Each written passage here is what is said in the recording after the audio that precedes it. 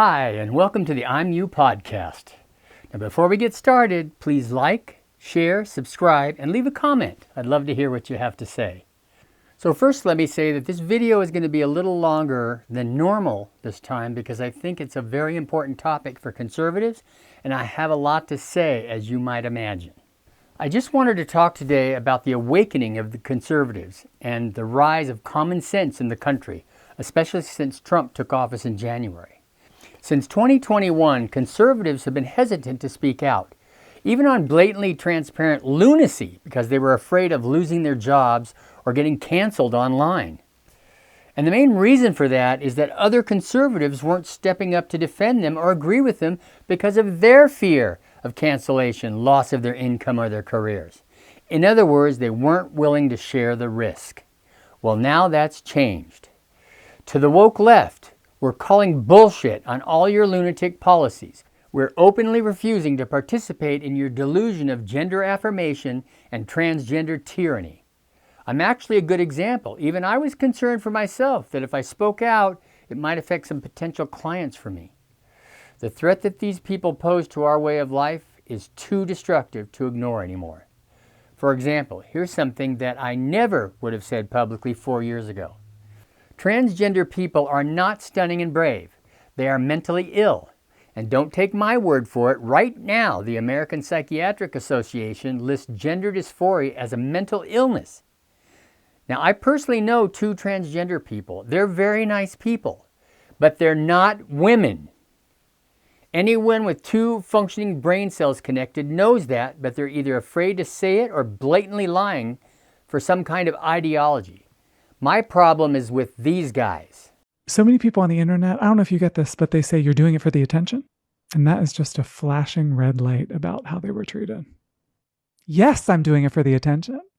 Don't you want some too? Mm-hmm. Don't we all want some? Made it into Disney World. I don't really know what the deal is with bathrooms. I'm about to go and use the bathroom because I have to tinkle. If I get stopped, I get stopped, I guess. But I'm a woman, so I'm going to use the women's bathroom, and being in Florida or being in California or wherever isn't going to stop me. Even the youth who are engulfed in this delusion aren't buying it anymore. The number of young people claiming to be transgender has plunged in the last year because even they know the grift is over and it's time to get on with their lives. And did you know that the HHS under Biden put out a study showing that 85% of youth who identify as transgender remitted after puberty? And that just proves what I've been saying for a long time, that transgenderism has become a social contagion. Another study, and I don't know who put this one out, so you're going to have to take my word for it, shows that in a group of 7 friends, if one came out as transgender, all of a sudden 2 or 3 more would soon come out as transgender. It wasn't for gender dysphoria. It was for attention. Because kids would see that the person coming out as transgender gets all the attention and be called stunning and brave. And by the way, it's statistically impossible for 4 out of 7 people in any group to be transgender. What really infuriates me, though, is the doctors have become complicit in this transgender fraud. I can't even count how many stories I've heard about doctors telling parents that if they don't let their children transition, they might commit suicide.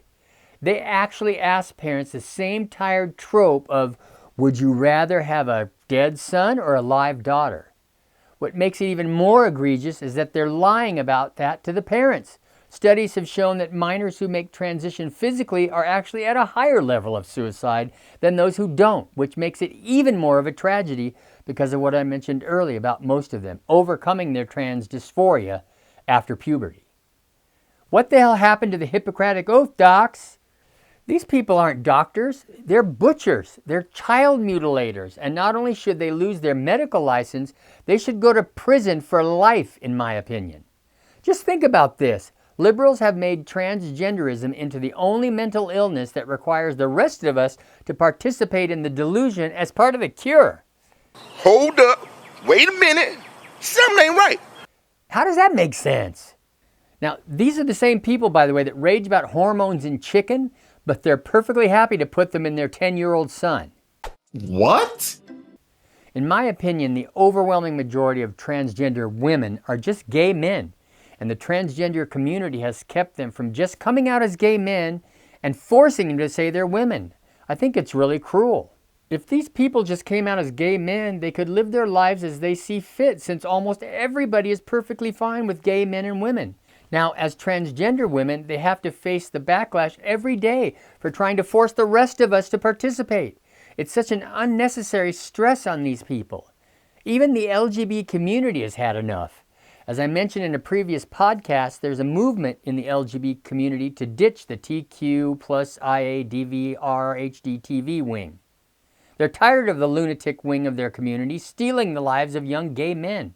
Check this out.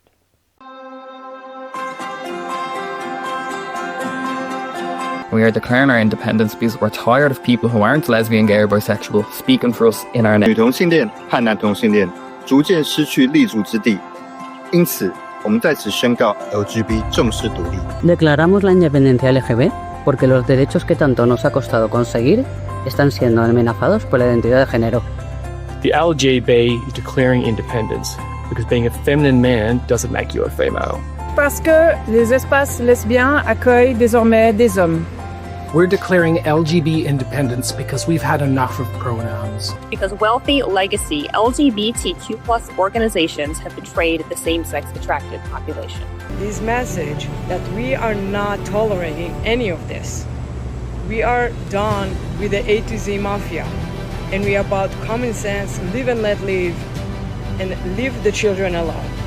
Apparently it's National Coming Out Day, so I wanted to take this opportunity to encourage some of you to go back into the closet. Not everyone, just you weird ones who are ruining it for the rest of us. If you think Drag Queen Story Hour is a good idea, back in the closet. If you think transitioning minors is okay, back in the closet. If you think that teachers should have pride flags in their classrooms, back in the closet. And especially you guys who act out all your weird stuff in public, get back in the closet. Just get back in there. Basically, conservatives are done taking crap from liberals. Gone are the days of calling us racist because we think a black politician said something stupid. Gone are the days of pretending that all transgender bullshit has any power anymore. Gone are the days of giving a crap about some liberal delusional loon's feelings. And gone are the days of accepting that Islam is a religion of peace.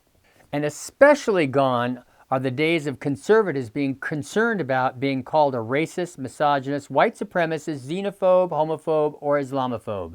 You have rendered every one of those words meaningless in your ridiculous applications of them at almost every instance you don't like. And the Democrats' hypocrisy is off the charts. They claim to be the party of women while at the same time they can't define one. They're literally trying to erase women as a species with your transgender crap. And in an even bigger hypocrisy, they also support Islam, where women have exactly zero rights and can actually be killed if they don't obey their husbands. You claim that men are toxic, but have no problem with men pretending to be women hanging out their junk in women's locker rooms and playing in women's sports. Then they're stunning and brave. Again, hurting the very people, i.e. women, you claim to be defending. With a straight face, you call us racist while holding segregated graduations only for black students and designating portions of the universities for blacks only, no whites. Your woke universities even have segregated dorms. Where's the racist outrage? Talk about Jim Crow. Black congressmen even have a congressional black caucus, no whites allowed, and Democrats see nothing wrong with that. Just imagine, for a minute, a white congressman saying he's going to start a congressional white caucus with no blacks allowed. I think we all know the answer to that question, and I think that would be just as racist as having a congressional black caucus. There shouldn't be any caucus based on race in the United States. I'm waiting for the next step when you'll advocate for blacks-only water fountains. Damn! You defend black people calling for the death of all conservatives in the country. Somehow that's not racist, but expecting them to get an ID or learn math like everybody else is. You call President Trump racist and instigate riots all over the country because he wants to deport illegal aliens. But when the last 3 presidents did it, you said nothing. Check it out. Bill Clinton, 12.5 million deportations, 0 protests or riots. George W. Bush, 10.3 million deportations, 0 protests or riots. Barack Obama, the Messiah, 5.3 million deportations, 0 protests or riots. Donald Trump, that's a different story. 1.5 million deportations, the lowest of any of the former presidents, and he's had 350 protests and out-and-out riots. And why do you think that is? Liberals, as with many of their causes, don't give a shit about deportation. They just want to get Trump. TDS has destroyed the minds of liberals. Next, they'll be calling people racist when they take their parking spot or the last jelly donut at the bakery. They call conservatives anti-science while telling us men can get pregnant. They obviously flunked second-grade biology where they teach you the difference between boys and girls.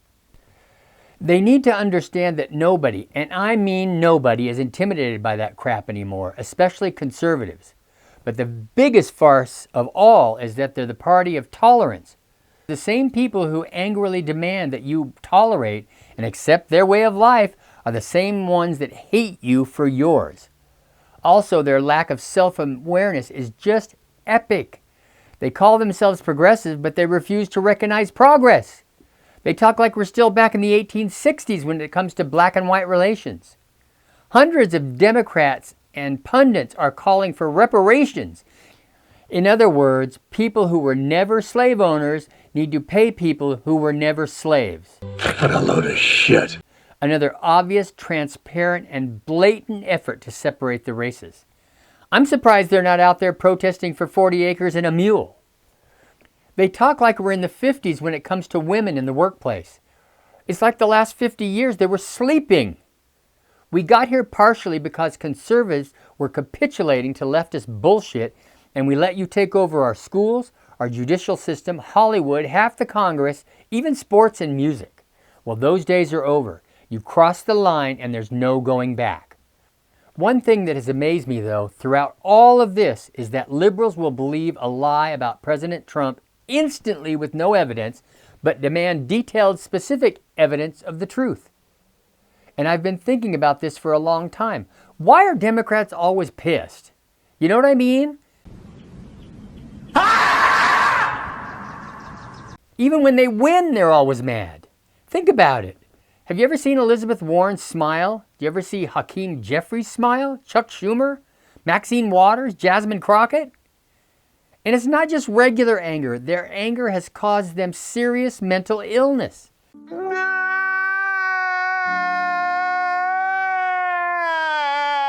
Before Thanksgiving, I saw hundreds of posts on X and TikTok from Democrats saying they're not going to invite family members to Thanksgiving, including their own mother and father, or go to the homes of family members or friends who happen to be conservative.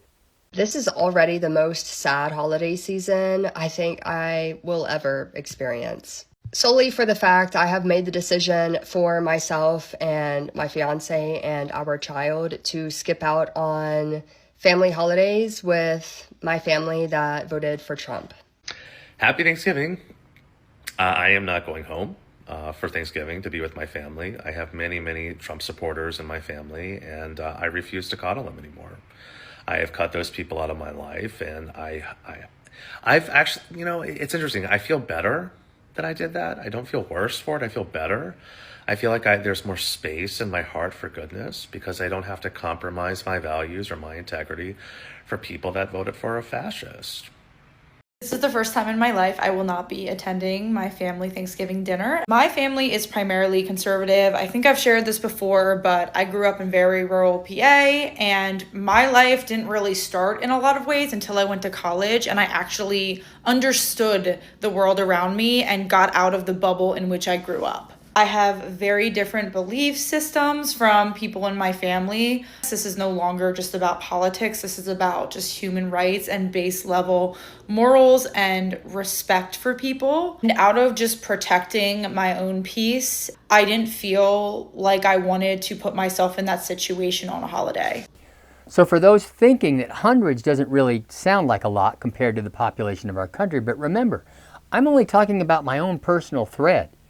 You don't think other people are seeing this on their threads too? The reality is it's probably in the hundreds of thousands, if not millions of liberals talking about abandoning people over politics.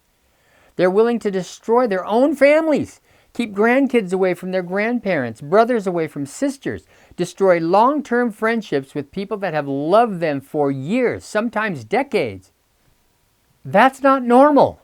They can't have dinner without discussing politics? First of all, that's kind of sick. And secondly, that's on them, not on their friends or family members. And you know what I don't see ever?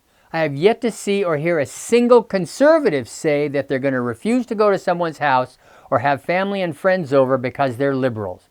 Not one online, not one on TV, not one anywhere. I actually have very liberal family members, and guess what? They came over for Thanksgiving, and we had a very nice dinner and hung out together for hours. We just all agree not to talk politics when we're together, and it works out just fine. Do liberals not understand there are lots of other topics to talk about other than politics? Newsflash, there are. Liberals are literally hating their way into mental illness. Emotional, damn it! You get the idea. These people are the most miserable people in the country. It's actually been shown through studies that liberals have the highest rate of anxiety and depression of any group of people in the United States, especially liberal women. White liberals are more prone to mental health disorders than individuals who identify as conservative or moderates, according to a Pew Research Center survey. 62% of whites who classify themselves as very liberal or liberal have been actually told by a doctor they have a mental health condition, compared to 26% of conservatives and 20% of independents, the study found. Stop it. Get some help. But in the spirit of Christmas, I'm going to give them one: Islamophobia. I am not embarrassed to say that I am totally Islamophobic. To start off, I'll make the obligatory statement everybody has to make. I do not think all Muslims are terrorists, but almost all terrorists are Muslim. That's just a fact, whether liberals want to believe it or not. I have Muslim friends and clients, and there's several Muslims in my neighborhood. They're all great people. The difference is all of these people still have their own customs, but have assimilated and appreciate America. But do you know why I and millions of other people worldwide are Islamophobic? Because we hate rape, wife beating, slavery, misogyny, violence against women and children, killing apostates, funding terrorist groups, Sharia courts, terror attacks, dressing women in tents, taqiyya, anti-Semitism, praying for violence, forced female mutilation, destruction of Israel, racism, segregating women, and men having sex with little girls and boys. Check out this list. Every major terror attack around the world were perpetrated by Muslims. Where are the Christian terrorists? Where are the Buddhist terrorists? And do you know what I really hate? I hate radical Muslims that Joe Biden led into the country, killing American National Guard members. And do you know what I really like? I love dogs, pigs, bacon, women's rights, and freedom, none of which are allowed in Islam. I never trust anybody, by the way, who doesn't like dogs, for crying out loud. Radical Islam is incompatible with Western civilization, and for that matter, any decent civilization. In my opinion, Islam is not even a religion. It's a political and societal cult. Religions don't call for you to murder pretty much everybody else who's not a Muslim. The Quran actually has a command to kill infidels, to kill them outright or give them a chance to convert to Islam, but if they don't, then you can kill them. And in an act of complete stupidity and ignorance, and I'm sure you've seen this too, gays were actually marching for Palestine. Can somebody please tell them that Islam calls for death if you're gay? If a gay couple actually went to Palestine, whatever that is, they would barely make it off the plane before they were severely beaten or murdered. They kill gays and lesbians routinely in Islamic countries. Women have zero rights and must cover themselves from head to toe if they're even allowed to step out of their home, which, by the way, in most Islamic countries, they're not allowed to without a man being with them. The lives of Afghan women are becoming increasingly difficult. The Taliban government has imposed new restrictions that severely limit their freedom. They are not allowed to speak loudly in public, must be accompanied by a male guardian when going out, and must cover their entire bodies with heavy cloaks. Women are banned from studying beyond elementary school. If they fall ill, they cannot see male doctors, yet female doctors are extremely scarce, making medical care almost unattainable for them. They must wear face coverings at all times. Failing to do so could lead to harsh punishment or even deadly consequences. If you criticize Muhammad or even draw a simple picture of him, you can be killed. Islam is the only religion I've ever heard of where women can be stoned to death for committing the crime of being raped. And most of the time, the actual rapist isn't punished. In a nod to liberals' incessant need to vilify anyone who disagrees with them, I'm going to hand them another one. I call it libophobia. It's the fear of liberals. And I, for one, am completely libophobic. I really don't like today's woke liberals. They scare the shit out of me. They literally hate everybody else who's not a liberal. They even hate some other liberals because they're not liberal enough. Their lunatic wokeness transcends into actual mental illness. As I mentioned before, with the boys can be girls just by saying so, or men can have babies. These things aren't just misguided, they're delusional. They always talk about diversity and inclusion and tolerance, but they hate anybody who's different and exclude people who don't think the same way they do, as I illustrated previously with the whole abandoning your friends and family thing. And unfortunately, I think I'm going to be libophobic for quite some time. The woke left is like a virus on humanity, and they've been spreading for years. They make it impossible to reason with them and find any common ground. Why would anybody believe anybody about anything starting out with the knowledge that they think boys can be biological women? Unlike some phobias, we don't need to avoid them. We don't need to compromise with them. We don't need to reason with them. We need to crush them. Not just for the sake of our country, but for the sake of humanity. And to my other libophobics, if you're looking for a cure, just watch my podcast. And for all of you who were going to comment that I'm a racist, fascist, white supremacist, xenophobe, homophobe, save it. As I said, those words don't mean anything to us anymore. You know, I would call the left a joke, but since they commit violence against anybody they disagree with, and now they've started murdering them, they're really nothing to laugh at. So that's it for today. I hope you're having a great day, and I'll see you on the next one. And Merry Christmas.